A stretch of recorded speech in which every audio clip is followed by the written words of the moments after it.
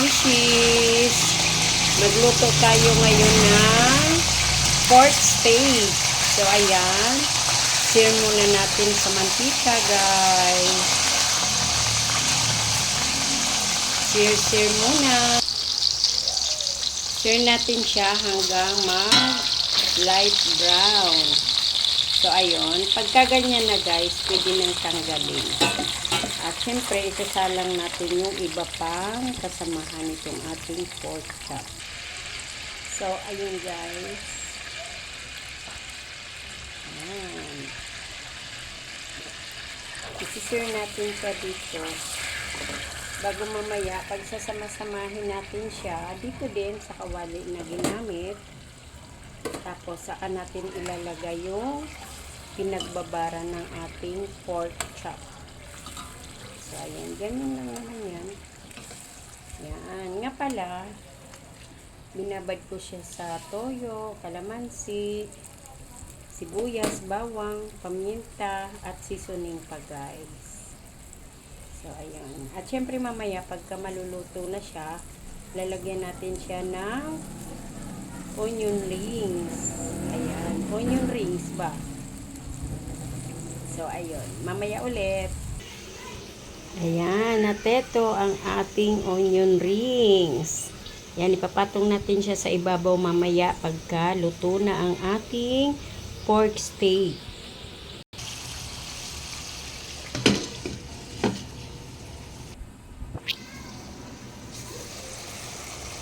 Yan.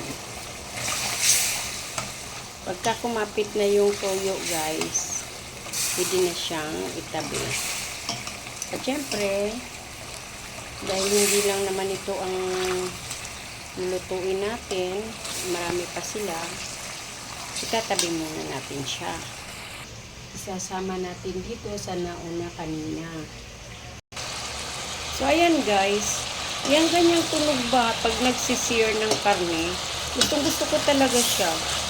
Ang sarap pakinggan. O, diba? Aray! Yun na habang sinasabi ko tumalsik. O, diba?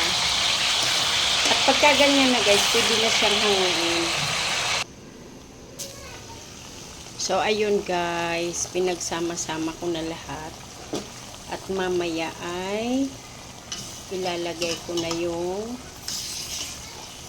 onion rings. Yes.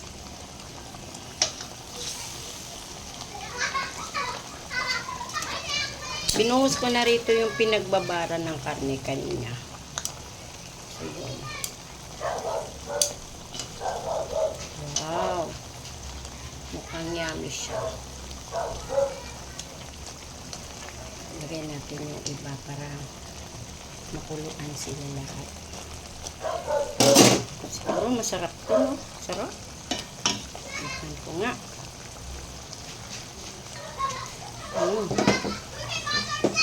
Yummy. Ang lasa niya ay medyo maasim-asim. Medyo salty na maasim-asim. So, yun. Yan ang ating pork steak. At mamaya, papakita ko ulit kapag nilagay ko na yung ating onion rings. Yan. O, diba? Maluluto na siya. Wow. At nailagay na yung ating onion rings. Sarap. So, gusto ko yung taba nito. Wow. O, diba? Picture.